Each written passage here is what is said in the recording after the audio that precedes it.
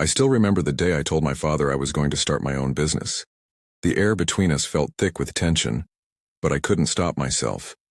I had this dream, this burning ambition inside me that felt like it could change my life forever. I was fresh out of college, my head full of ideas and my heart full of that naive confidence that only youth can provide. I told him over breakfast, my hands shaky, not from fear, but from the weight of excitement. "Dad, I'm going to start a company," I said, my voice barely above a whisper.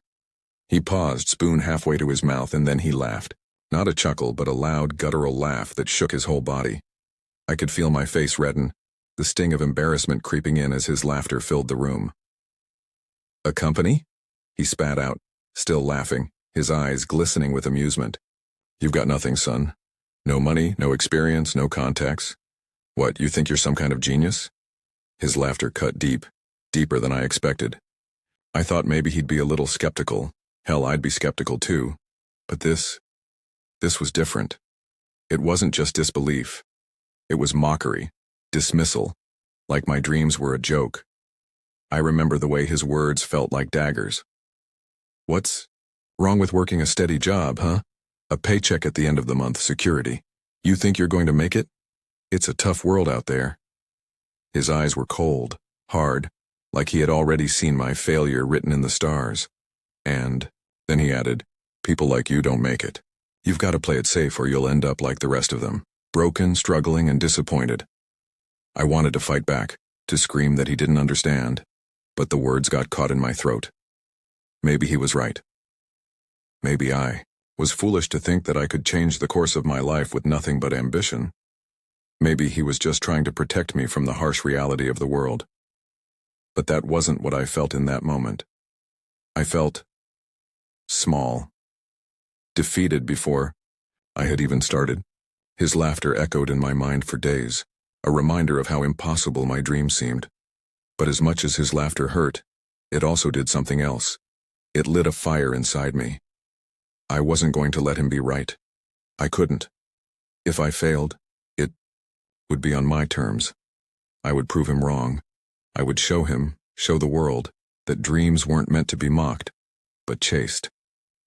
At that moment, it wasn't about starting a business anymore. It wasn't about the product I wanted to create or the money I hoped to make. It was about proving something to my father, to myself. It was about breaking free from the life he thought I should have. My dream had shifted from an idea to a mission, but the road ahead wasn't going to be easy, I knew that much. My father wasn't the only one who doubted me. Everyone around me did. Friends, family, colleagues, everyone. They all had the same questions. How are you going to do it? Where's the money going to come from? What if you fail? And what if I did fail? I wasn't sure what the answer was, but I knew I had to try. The early days were brutal. I was naive, I was inexperienced, and I was running on nothing but the fumes of ambition and a desperate desire to prove myself. I remember waking up every morning at 6 a.m., barely sleeping, feeling the weight of my dreams and the uncertainty pressing down on my chest. My phone would buzz with emails that I couldn't respond to, or calls from suppliers who were demanding payments I couldn't afford. My laptop screen was always open to some new problem, some new issue to fix. I was always working, always hustling, but it felt like every step forward was followed by 2 steps back. I had no real mentor, no one who could give me the kind of advice that might have saved me from so many missteps. I learned everything the hard way by doing, failing, and doing again. I remember spending hours designing my website, only for it to crash a day after launch. I remember pouring money into advertising campaigns that yielded no results. I remember thinking I was getting closer to the dream, only to watch it slip further and further out of reach. I didn't have a lot of money either. I started with a few thousand in savings, but that evaporated faster than I ever imagined. It wasn't enough to hire the right people or pay for quality resources. I had to learn how to do everything myself: the marketing, the coding, the customer service, the finances. There were days when I would sit at my desk looking at the pile of bills and wondering if I had made the biggest mistake of my life. But then there were moments, small victories, that made everything worth it. I remember getting my first customer. I remember the rush of seeing an email notification pop up that said someone had actually bought something from my website. It was a tiny, insignificant amount of money, but it felt like the world had just opened up to me. I ran through the house almost shouting, and for the first time in a long time I allowed myself to believe that maybe, just maybe, I could do this. But the doubt didn't go away. It never fully did. The world outside my apartment wasn't kind to dreamers. People told me to get a real job, to stop wasting my time on something that would never work. Startups fail 90% of the time, they'd say. You're going to end up just like the rest of them, broke and disillusioned. I heard those words over and over, and each time they felt like a blow to my stomach. And then there was my father. His skepticism was always there, like an unspoken shadow hanging over me. Whenever I spoke to him, his voice was always measured, calm, like he was trying to convince me that my dreams were nothing more than a temporary obsession. "This isn't going to work, son," he would say. "You can't keep throwing money away on this pipe dream." He didn't know that I was already spending sleepless nights figuring out how to stay afloat. I didn't tell him about the times I would cry myself to sleep, worrying that I had ruined my future. He didn't know that the weight of his dismissal crushed me every time I tried to find the courage to ask for his support. It wasn't just about the money. It was the fear of not being seen as capable, of failing in front of the person who mattered most, the person whose approval I wanted more than anything in the world. But no matter how hard I worked, no matter how much I put into this business, it never felt like enough. I began to question whether I was making a fool of myself. Was this worth it? Maybe I was just chasing a fantasy, an unrealistic dream. Maybe I should have listened to my father and taken the safer route. But every time I thought of giving up, something inside me, some stubborn, relentless part of me, refused to let it go. There were nights when I stood in front of my mirror, staring at myself, wondering what the hell I was doing. The fear of failure seemed to grow with every step I took. My mind kept running in circles. How much longer could I keep going? How much longer could I pretend everything was okay when deep down, I felt like I was standing on the edge of a cliff, one bad decision away from falling into the abyss? But then, one night, after another failed pitch meeting, after another round of rejection emails, something shifted. I don't know if it was the exhaustion or just sheer desperation, but I made a decision. I couldn't let my father's laughter be the last word on this. It couldn't be the defining moment of my life. So I pushed forward. Every single day, even when it felt like the world was against me, even when I couldn't see a way out, I kept working. The cracks in my confidence were still there, but they no longer controlled me. The dream was mine, and no matter how crazy it seemed, I was going to make it work. In those early years, there was nothing glamorous about the startup life. I wasn't flying in private jets or making millions of dollars. I wasn't a success story yet. But I was alive. I was fighting. And with every small victory, every step forward, I felt like I was proving my father wrong. He couldn't see it yet. He still thought it was a pipe dream, something that would fade with time. But I knew something he didn't. This wasn't just about building a company. It was about building myself. Every failure, every setback was a lesson, and I was learning. I was growing, and one day I would show him. I would show everyone that I wasn't just some foolish kid chasing an impossible dream. I was a force, and I was going to change everything. But the hardest part? The part I didn't expect? The hardest part was that with each passing day I began to realize that the only person I truly needed to prove this to wasn't my father. It was me. Success, they say, is built on failure. Whoever said that had no idea just how painful failure could be. Months passed and I was still barely keeping my head above water. There were small victories, sure, a new partnership here, a tiny profit margin there, but nothing substantial enough to silence the constant whispers of doubt. I had started something that, for the first time in my life, felt like my own. But that didn't mean it was easy. In fact, the harder I worked, the more it seemed like the world was conspiring against me. I remember sitting in my apartment late one night, staring at my bank account. It had dipped below zero. Again. I could feel the weight of the bills piling up, the pressure mounting with every passing minute. I had exhausted every credit option I could think of, every financial safety net I had ever had, and now I was on the brink. The phone calls from creditors had become a regular part of my life. One of them even asked if I was considering bankruptcy. That was the moment the weight of it all hit me. I had nothing left. No safety net. No backup plan. I was all in. Funny thing is, despite all of it, despite the constant worry and the sleepless nights, I couldn't bring myself to quit. I didn't know how to quit. Every time I thought I was about to, something inside me pushed back. It was like I had to keep going, because if I didn't, everything I had sacrificed would be for nothing. So I kept pushing forward, even when I had no idea how I was going to make it to the next day. I started picking up side gigs, anything to keep the lights on and the business alive. Sometimes I'd be working from dawn until late into the night, juggling 2 or 3 jobs just to make ends meet. I was exhausted, worn down by the constant hustle, but I couldn't stop.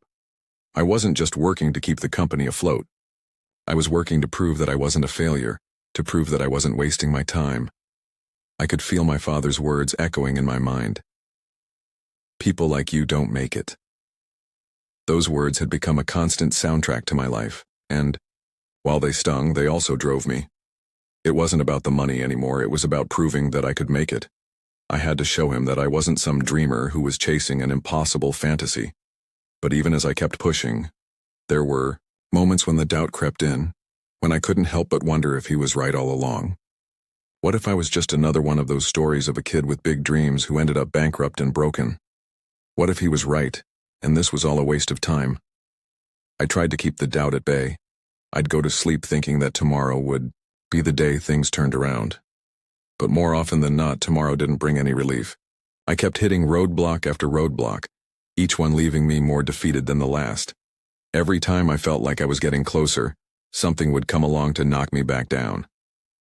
I remember one of the lowest points. I had spent weeks negotiating a deal with a supplier, one that could have been a game changer for my business. It was the breakthrough I had been hoping for.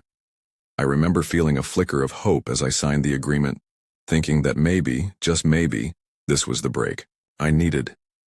But within days the deal fell apart. The supplier pulled out, leaving me with nothing. My confidence shattered. I felt like I had been hit by a freight train. That night I called my father. I knew he was going to say, "I told you so," but I needed someone to talk to. The conversation was painful. He listened, but I could hear the skepticism in his voice. "It's tough out there, son," he said. "You need to be realistic. Not everyone makes it. Maybe it's time to think about something else." I wanted to scream at him, tell him that I was doing everything I could, that I was fighting every day to make it work. But I couldn't. I couldn't tell him that I felt like I was losing. I couldn't admit that maybe, just maybe, he was right. It was easier to just stay quiet, to let his words wash over me, to pretend that everything was okay. I hung up the phone and sat in silence for a long time. It was one of those moments where you just have to confront the reality of where you are. I had no more answers, no more plans, just an overwhelming sense of exhaustion and doubt. And yet I didn't quit. Something deep inside me refused to give up. Maybe it was pride. Maybe it was fear. Or maybe it was something deeper. Something that told me I wasn't done yet. The next day, I got up and tried again. And the day after that, and the day after that. The failures didn't stop. The setbacks didn't stop. But I didn't stop either. It wasn't until much later, when I finally found a rhythm, that I realized what I had been doing all along. I wasn't just building a business, I was learning how to survive. How to push past the pain, how to keep going even when everything around me was telling me to quit. And in that, there was a kind of success, even if it didn't look like what I had imagined when I first started. I began to understand that the hardest lessons weren't the ones that taught me how to make money, or how to run a business. The hardest lessons were the ones that taught me about myself. The ones that forced me to confront my fears, my doubts, and my insecurities. The ones that showed me that success didn't come from avoiding failure. It came from learning to stand up again every time you were knocked down. And so I kept going. It wasn't easy. It wasn't glamorous. But it was real. And it was mine. I didn't know it at the time. But the moment I stopped trying to prove something to my father, to the world, and started proving it to myself, that's when things began to change. It's strange looking back now. The hardest part wasn't reaching the pinnacle of success. It wasn't getting the big deal, or seeing my company finally turn a profit. No, the hardest part was realizing that success wasn't about what I could prove to the world, but what I could prove to myself. By the time things started turning around, I had long since stopped caring whether my father believed in me. I had poured everything into this company, not because I wanted to show him I could do it, but because I needed to build something that mattered to me, something that I could be proud of. For the first time in my life, I was working not just to escape the shadows of my past, but to create my own future. But of course, the universe had other plans. It's like this. You can push for years, and then suddenly everything clicks. It wasn't immediate, but slowly, the cracks I had been scraping through began to smooth over. I started to see growth. My company wasn't making millions yet, but it was finally sustainable. We were getting clients, we were gaining traction, and I was gaining confidence. The thing about ambition is it makes you blind sometimes. You focus so hard on the next milestone, the next achievement, that you forget to look at how far you've already come. I had a small office space now, a team of 3, and we had just signed a contract with a major client that would solidify our future. I could finally breathe, really breathe for the first time in a long time. But then came the moment I never expected. The moment I learned that my success wasn't as isolated as I thought. It happened on a random Tuesday afternoon. I was sitting in my office reviewing contracts when I got a call from my mother. Her voice was shaky, unusual for her, and that immediately set off alarm bells in my head. "Your father wants to see you. He needs to talk to you. It's important," she said. A million thoughts raced through my mind. Was something wrong? Was he sick? Had something happened to him? My heart sank as I grabbed my coat and rushed to his place. When I arrived, my father was sitting in his usual armchair, looking older than I remembered. There were lines on his face that I hadn't noticed before, lines that spoke of years of hard work, disappointment, and regret. It hit me then. My father wasn't just the man who had doubted me. He was a man who had lived through his own struggles, who had sacrificed his own dreams for stability. "I don't know how to say this," he started, his voice rough. "But I've been reading the headlines. I saw your company. It's big now. It's making waves. People are talking about you." For a moment I couldn't speak. All those years of hearing him laugh at my dreams, all those years of feeling like I was fighting to prove something to him. It all hit me in that moment. He wasn't laughing anymore. There was something else in his eyes, something I hadn't seen before. "I never understood what you were doing. I thought it was foolish," he continued, almost as though he were confessing something. "I thought you were throwing your life away chasing something that wasn't real, but you did it. You built it, and I didn't see it. I didn't see how hard you were fighting. I'm proud of you." The words hung in the air, heavy and unexpected. I felt a rush of emotions, a mix of relief, confusion, and honestly a little bit of anger. Part of me wanted to scream at him, to tell him that he had no right to be proud of me after everything. That the years of laughing at me, of dismissing my dreams still hurt, but I didn't say that. Instead, I just nodded, the weight of it all settling over me like a storm. I was torn between wanting to embrace the moment and needing to confront the years of silence, the years of doubt. But something inside me shifted, a part of me that understood the complexity of everything we had been through. He wasn't perfect. Neither was I.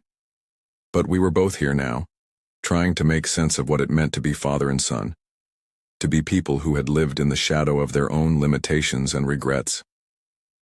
He didn't say anything more, but he didn't need to. His acknowledgement, in that quiet, broken moment, was all I needed. It was the validation I'd wanted for so long, though in a way that I hadn't expected. "I'm sorry," he finally said, breaking the silence. "I should have believed in you sooner. I should have known that you were capable. I didn't see it, but I see it now." Those words, simple as they were, hit harder than anything else he could have said. There was no grand apology, no huge emotional breakdown, just the quiet, humbling realization that my father, this man who had once mocked my dreams, was now the one who was proud of me. I could have walked away in that moment, and maybe part of me wanted to. I could have left the past behind me and moved on. But I knew that this moment, this recognition, was something I had to hold on to, not just for me but for him too, because it wasn't just about me proving something to him anymore. It was about us both finally understanding each other, finally coming to terms with who we were and what we had become. Weeks passed, and life slowly started to settle into something resembling normalcy. It was strange. There was no grand celebration, no sudden shift in how I saw myself or my father. But things were different. I felt lighter somehow, like the weight I'd carried for so long had been eased, if only slightly. My company was continuing to grow, gaining attention in industry circles, making a name for itself. The dream I had fought for so fiercely was no longer just a distant hope. It was tangible, real, and sustaining. And yet the quietest of victories, the acknowledgement from my father, felt like the most significant. It was funny. For years I had been obsessed with proving him wrong, with showing him that I wasn't just some foolish kid chasing empty dreams. But as time went on, I realized that it wasn't about him anymore. It wasn't about anyone else either. It was about me finding peace with my own journey, about reconciling the ambitions of my younger self with the reality of who I had become. But despite the success, there were still moments that felt like a reminder of how far I had to go. I wasn't a celebrity. I wasn't the next Steve Jobs or Elon Musk. The business wasn't changing the world, at least not in the grand way I had once imagined. But it was enough. It was enough for me. And the quiet pride I felt in what I had built, what I had fought, for was something I had never truly understood until now. I kept going. I worked, I led my team, and I made decisions with the kind of confidence I never thought I'd have. But no matter how far I went, no matter how many successes I achieved, I still found myself thinking back to that moment with my father. The weight of his apology, the sincerity in his voice stayed with me like a soft hum in the background. I didn't know if I would ever hear those words again from him. Maybe he would go back to his old ways, trying to give me advice from a place of practicality, never quite able to see my vision fully. But for now I held on to the fact that in the end he saw me. He saw the effort. He saw the fight. And in his own quiet way, he was proud. That was enough. Life didn't slow down, though. The startup world doesn't give you room to breathe. There were new challenges, new obstacles to overcome every day. We had grown from a small operation into a solid company, but the competition was fierce. There was always the pressure to do more, to scale faster, to expand, to keep up with the ever-evolving market. I remember a day when I was sitting in a meeting with my team discussing new growth strategies. We were talking about expanding into international markets, setting up new offices in Europe and pushing our product further. It felt like we were on the brink of something big, something monumental. As the discussion grew more intense, I caught myself zoning out, lost in thought. I was thinking about my father, thinking about how far we had come. A few years ago, he would have laughed at the idea of me sitting in a conference room, strategizing global expansion. A few years ago, he would have told me I was wasting my time, dreaming too big, and that the world was too harsh for dreams to survive. And yet here I was, making it happen. I had already surpassed the person I once thought I had to be in order to prove myself worthy. But in some strange, bittersweet way, I realized I hadn't fully let go of the need for my father's approval. I had succeeded despite him, sure. But in the quietest corner of my mind, I still wanted him to see me. Not as the dreamer, not as the kid who failed so many times, but as the person I had become. Someone who had found a way to take all those failures and turn them into something real. And that's when it hit me. I didn't need him to validate me anymore. I was already validated. I had already done the thing I set out to do. I had turned my dream into a thriving business. And while the approval I had wanted from him all those years ago still felt important, I realized that the biggest validation came from within. The quiet victory wasn't in the headlines or the recognition, or the moment my father finally understood what I was doing. The victory was in knowing that I had become the person I always wanted to be. Not for anyone else, but for myself. It was an incredibly freeing realization. For the first time, I felt truly at peace with where I was in life. My father's apology had been a moment of closure, but my own journey had been a far more significant one. The company, the hustle, the long nights, they had all been part of a much bigger transformation. The transformation wasn't just financial. It wasn't about success in the traditional sense. It was about how I had grown, how I had fought for my dreams, even when it seemed impossible, how I had learned to stand on my own with or without anyone's approval. But I couldn't ignore that the story with my father wasn't over. It was never going to be one of those neat endings where everything was fixed in one conversation. The wounds, the misunderstandings, the years of silence, they weren't erased by a few words. But in that moment, in the quiet aftermath of his apology. I realized that this wasn't a story of winning or losing. It wasn't about a final showdown between father and son. It was about the journey, about two people who had lived their lives separately and were now, in their own way, learning to understand each other. As I sat back in my chair, the weight of the day still pressing down on me, I knew that things would never be perfect, but they didn't need to be. I had built something that mattered to me. I had fought for it, and I had made it through the hardest part, the part where you stop looking outward for validation and start looking inward instead. And that was the greatest victory I could have ever achieved. It was a few months later when everything changed again. It came out of nowhere, like the calm before a storm, and yet in hindsight maybe I should have seen it coming. I had built something that was growing, that was successful, but success in business never lasts for long without constant effort, constant recalibration. It's a constant game of staying ahead of the curve, and sometimes you don't realize that the curve has already passed you by. We were hit with a challenge that threatened everything I had worked for. A competitor, an established giant in the industry, announced a new product that was nearly identical to ours, only better funded, better marketed, and better connected. It was like a punch to the gut. The headlines about the startup world were full of praise for them, and ours were filled with comparisons, questions of whether we would survive. Suddenly, the dream I had fought so hard for felt fragile, and the confidence I had built over the years was shaken. I felt that familiar feeling of being out of my depth. For a moment I forgot how far I had come. The echoes of my father's doubt, "People like you don't make it," came rushing back. I went into a tailspin. We scrambled to rethink our product, to push harder, to rebrand. But nothing seemed to work. The more we tried to play catch-up, the more it felt like we were losing. It wasn't just about the business anymore, it felt personal. I had built this company from nothing, fought tooth and nail to get it here, and now it seemed like it was all slipping through my fingers. The doubt crept in again, this time louder than ever. I had built a team who looked to me for answers, and I didn't have them. It's one thing to lead when things are going well. It's another when you're teetering on the edge. I remember walking into the office one day and feeling that weight on my chest, like the walls were closing in. People were whispering. There was uncertainty in the air. I could see it in their eyes, and I could feel it in my own. No one knew what to do next. It wasn't just the business that was at stake now. It was everything I had built, the identity I had crafted for myself. If I failed, would I be that same kid again?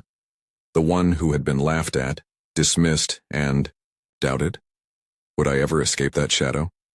That's when I got a call from my father. At first, I almost didn't pick up. I was so deep in my own head, so buried in my own failure, that the idea of hearing his voice felt like one more thing I wasn't prepared for, but something made me answer. "Son," his voice cracked when he spoke. "I've been reading about what's going on. I know this is hard, but I want you to remember something. It's not about winning or losing. It's about how you keep going no matter what. You've already shown you can stand up when you fall down. You've already proven yourself."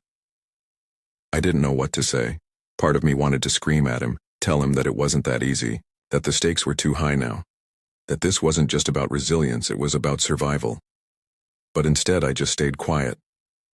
His words weren't some grand solution, and yet they settled over me like a blanket, warm and comforting in their simplicity. It was a reminder that I didn't have to do this alone, that, for all the ways we had struggled to understand each other, he still saw me as capable. "I'm not giving up, Dad," I said, my voice firmer than I had expected. "I'm going to fight for this. I'm not going to let it go without a fight." He didn't say much after that, just a soft, "I know," before we hung up. That conversation didn't solve my problems. It didn't magically reverse the damage the competitor had done, nor did it give me all the answers I needed. But it gave me something I hadn't realized I was lacking: perspective. A reminder that this battle, this fight, wasn't just about me. It was about everyone who had helped me get here. It was about my team, my family, the people who believed in me when the odds seemed stacked against us.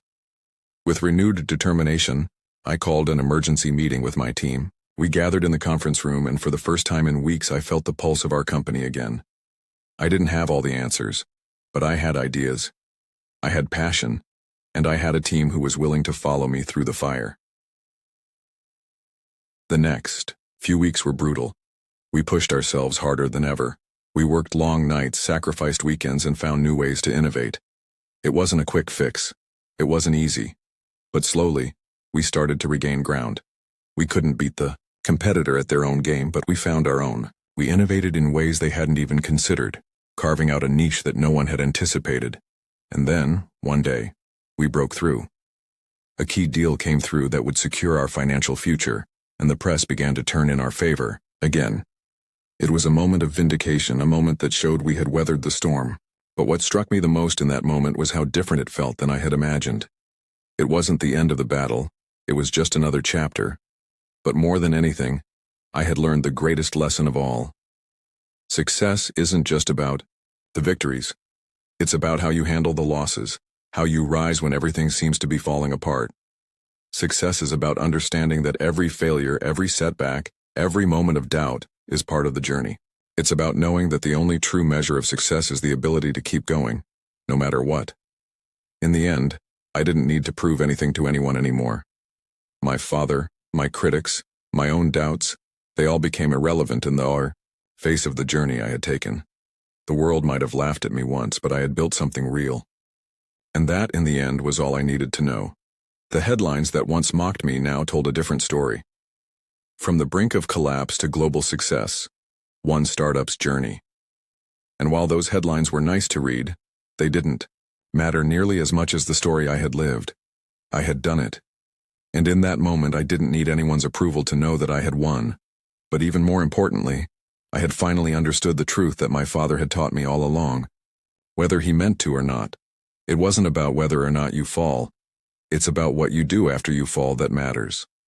And in the end, it was that resilience, that determination to rise, that defined me, that defined my success.